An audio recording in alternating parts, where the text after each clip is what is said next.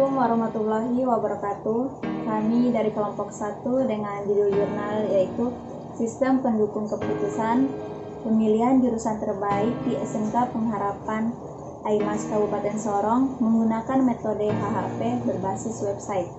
Nah, masalah pemilihan jurusan sering terjadi pada siswa-siswi yang baru saja lulus sekolah menengah pertama, sehingga mereka seringkali salah dalam memilih jurusan. Dalam pengambilan keputusan untuk memilih jurusan, banyak aspek yang perlu dipertimbangkan seperti nilai, bakat, dan juga perminatan. Dalam pengambilan dan kebanyakan siswa salah memilih jurusan itu mungkin karena faktor teman-teman mereka. Nah, disinilah peran orang tua sangat penting, di mana orang tua harus mengarahkan anak mereka untuk memilih jurusan sesuai dengan bakat dan kemampuan anak mereka. Nah, pada permasalahan tersebut, kelompok kami mengambil studi kasus pada sekolah SMK IPK Pengharapan Aimas Kabupaten Sorong, di mana kami membuat suatu aplikasi sistem pendukung keputusan untuk menentukan jurusan terbaik yang ada di sekolah tersebut dengan menggunakan metode HHP berbasis website. Nah, di sekolah SMK IPK Pengharapan Aimas itu terdapat 3 jurusan unggulan, yaitu ada TKJ, akuntansi, dan juga pertanian. Dengan menggunakan metode HHP sebagai model untuk uji perbandingan, metode ini digunakan karena dapat membantu dalam pengambilan keputusan dengan kriteria yang ada serta informasi yang bersifat kuantitatif. Penelitian ini juga diharapkan dapat membantu siswa-siswi untuk memilih jurusan sesuai dengan kemampuan mereka. Metode penelitian. Untuk metode penelitian, di sini kami lakukan yang pertama yaitu metode pengumpulan data, populasi, dan sampel penelitian, yaitu observasi, pengumpulan data melalui pengamatan dan pencatatan terhadap data sekolah yang berkaitan dengan objek penelitian. Pengamatan ini dilakukan secara langsung. Kemudian wawancara kami lakukan dengan salah satu guru yang ada di SMK IPK Aimas Kabupaten Sorong. Kemudian studi pustaka dalam penelitian ini yaitu pengumpulan data dengan membaca serta mempelajari dokumen literatur, jurnal, dan buku-buku yang berhubungan dengan objek penelitian guna dapat teori konsep generalisasi yang dapat digunakan sebagai landasan teori dan kerangka pemikiran dalam penelitian, dan untuk metodologi yang sesuai serta membandingkan antara teori yang ada dengan fakta yang terjadi di lapangan. Kemudian yang berikut yaitu metodologi analisis data. Untuk mencapai tujuan dalam penelitian ini, maka dilakukan metodologi analisis kuantitatif. Analisis kuantitatif dalam penelitian ini membandingkan kriteria dan alternatif yang bisa menghasilkan sebuah keputusan, yaitu pemilihan jurusan pada calon siswa dengan menggunakan metode HHP. Dengan menggunakan metode HHP, kemudian kita menyusun suatu kriteria alternatif untuk membentuk suatu hierarki. Untuk kriteria yang dipilih sebagai berikut. Yang pertama yaitu minat, dan yang kedua bakat.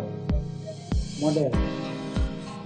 Untuk model mengidentifikasi masalah dan menentukan solusi yang diinginkan, menentukan tujuan, kriteria, dan alternatif.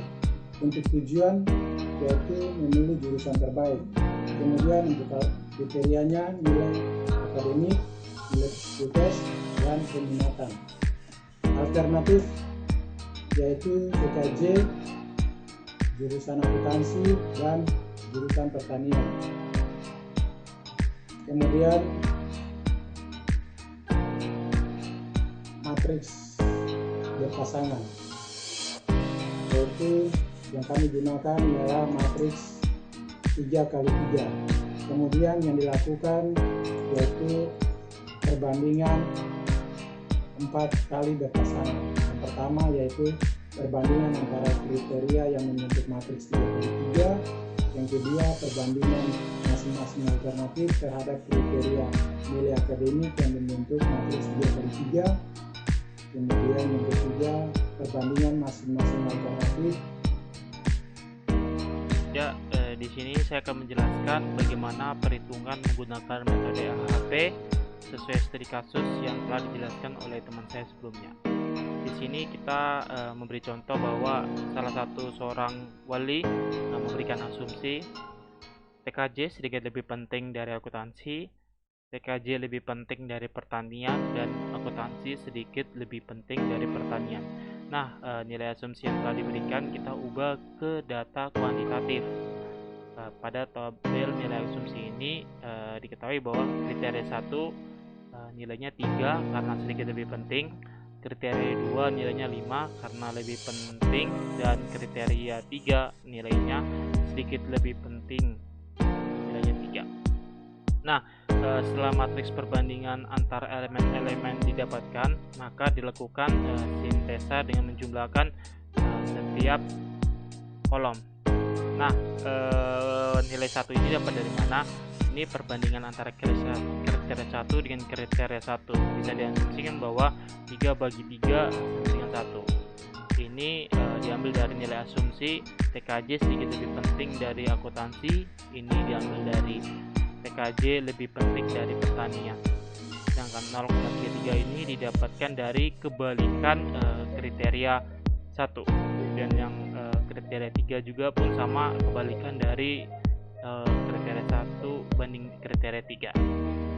Nah, setelah itu angka di setiap keseluruhan dibagi dengan jumlah pada kolom yang bersangkutan. Nah, untuk menghasilkan matriks yang telah dinormalisasi. Nah, ini perbandingan normalisasi antar kriteria pada tabel 2. Nah, 0,652 ini dapat dari mana? 0,652 ini didapat dari perbandingan kriteria 1 dibagi jumlah perbandingan kriteria. Begitupun yang lain sama juga cara kerjanya. Kriteria 1 dan kriteria 1 banding kriteria 2, kriteria 1 banding kriteria 3. Cara kerjanya pun sama.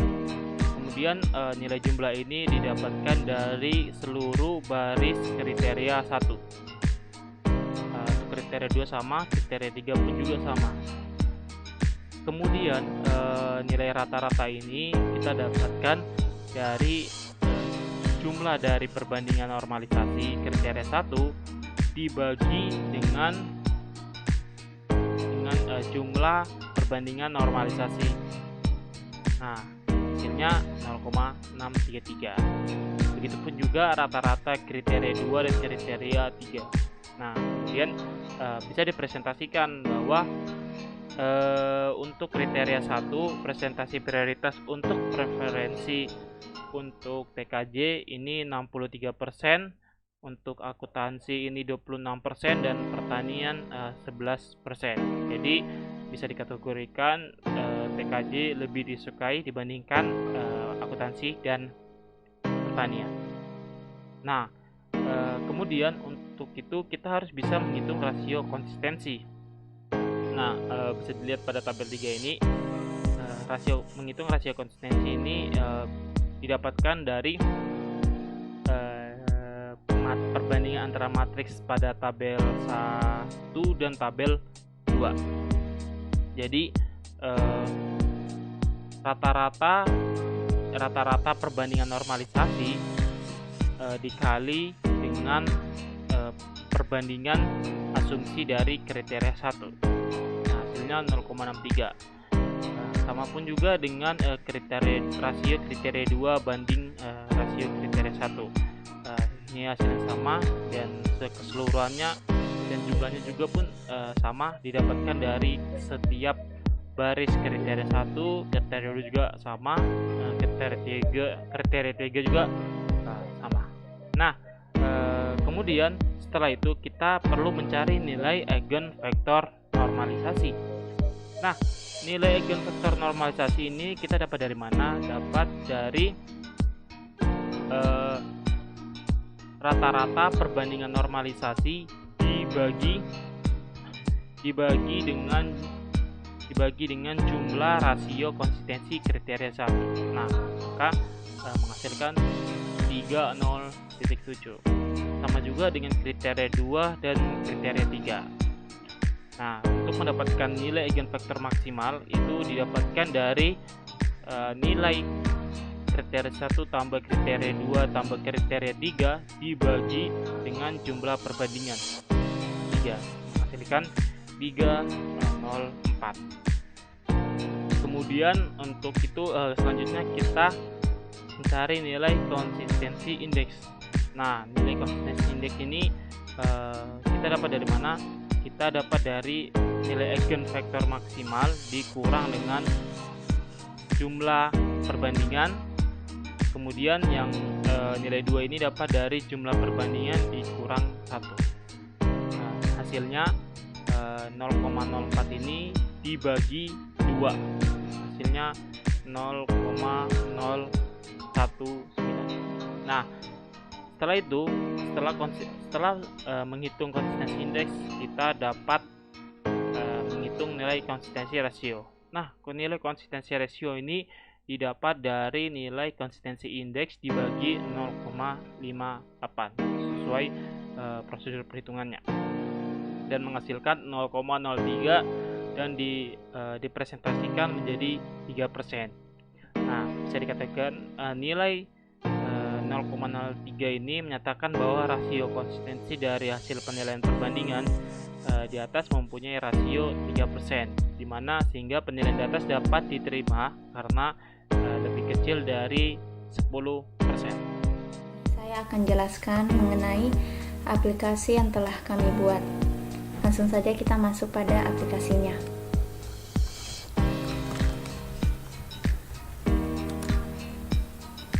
Ini merupakan tampilan awal dari aplikasi yang kami buat. Nah, dengan judul Sistem Pendukung Keputusan Pemilihan Jurusan Terbaik di SMK YPK Pengharapan Aimas Kabupaten Sorong. Dalam tampilan awal ini terdapat fitur tutorial. Dalam tutorial ini terdapat cara penggunaan dari aplikasi kami.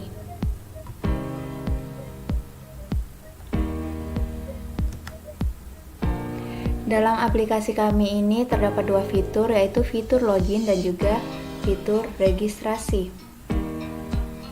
Bagi yang belum terdaftar bisa mengklik registrasi. Bagi yang sudah, langsung saja login. Nah, dalam aplikasi kami ini terdapat dua sistem, di mana sistem untuk admin dan juga yang kedua sistem untuk user. Ya, pertama di sini saya akan jelaskan untuk halaman admin terlebih dahulu. Kita masukkan username, jangan lupa juga passwordnya. Oke, di sini merupakan tampilan awal halaman dari admin.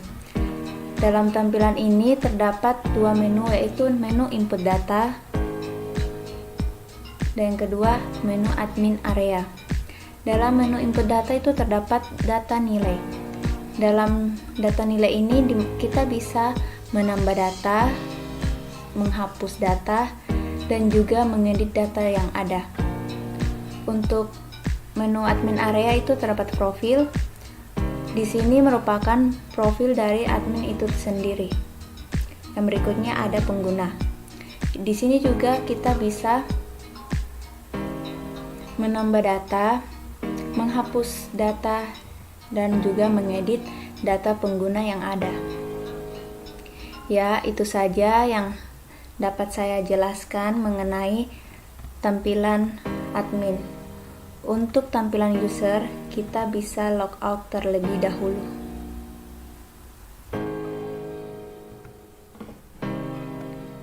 Baik, di sini saya akan jelaskan halaman user. Pertama, kita masukkan username, jangan lupa passwordnya. ini merupakan tampilan awal halaman user. Terdapat grafik rankingan, terdapat kriteria dan bobot, jurusan dan hasil, nilai preferensi, dan juga tabel hasil rekomendasinya. Nah, pada tampilan ini terdapat input data. Pertama, kita akan menginput data kriteria.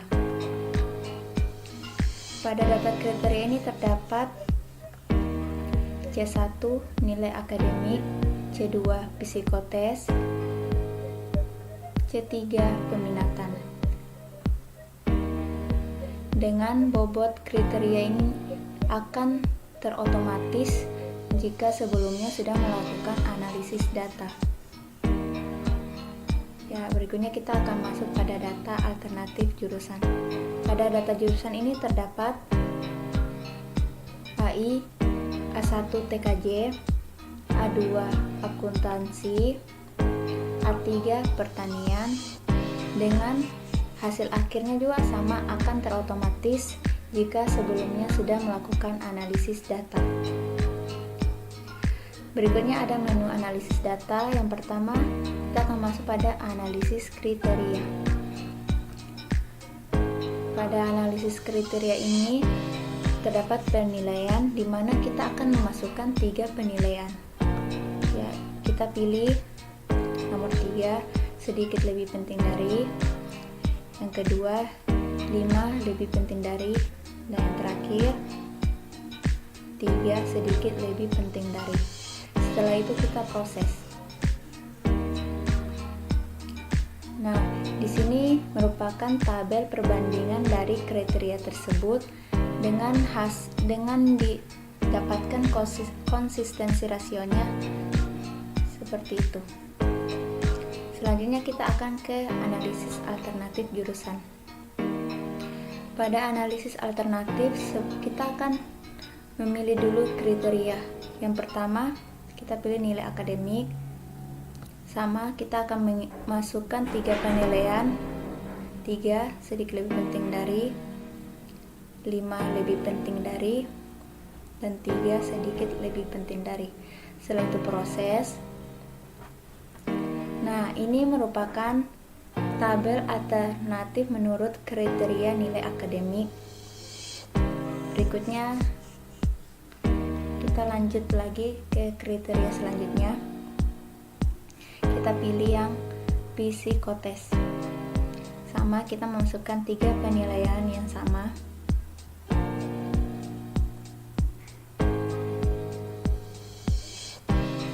Kita proses. Di sini juga kita bisa lihat tabel alternatif menurut kriteria psikotes. Selanjutnya masukkan kriteria berikutnya. Yang terakhir kita pilih peminatan. Sama halnya juga memasukkan 3 penilaian.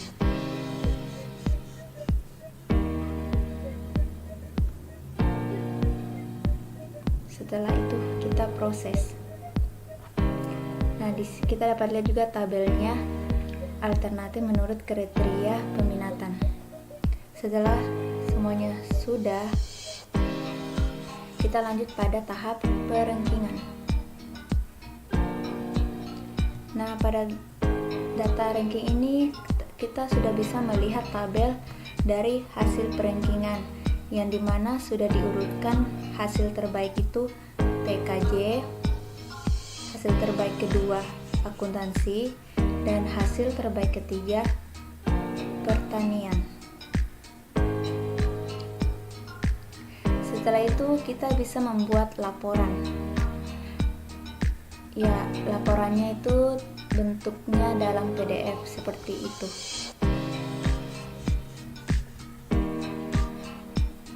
Baik, di sini saya akan memperlihatkan source code dari aplikasi yang kami buat. Yang pertama, ya, ini merupakan source code dari analisa kriteria. Dan yang saya blok ini merupakan bagian perhitungannya.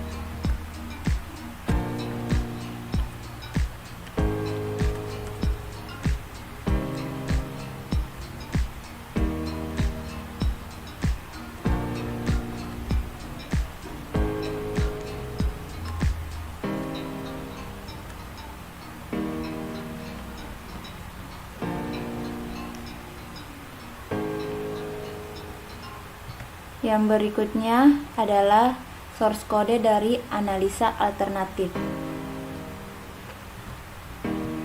Dan bagian yang saya blok ini merupakan bagian perhitungannya.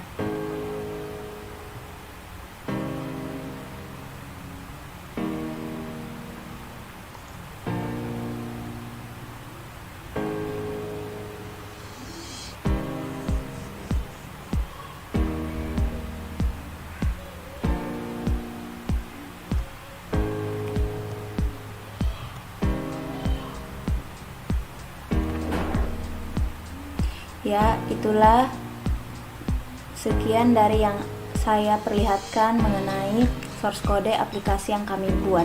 Untuk kesimpulannya, dengan adanya sistem pendukung keputusan, ini kami dapat simpulkan bahwa aplikasi ini bisa membantu dan mempermudah bagi siswa dan siswi dalam menentukan pemilihan kejurusan sekolah menengah kejuruan, terutama khususnya di SMK Pengharapan AIMAS. Nah, untuk sarannya, dalam aplikasi SPK ini masih membutuhkan proses penyempurnaan dalam perkembangannya ataupun pembuatannya aplikasi sistem pendukung keputusan menggunakan metode AHP berbasis web. Dan terima kasih hasil pembahasan dari kelompok 1.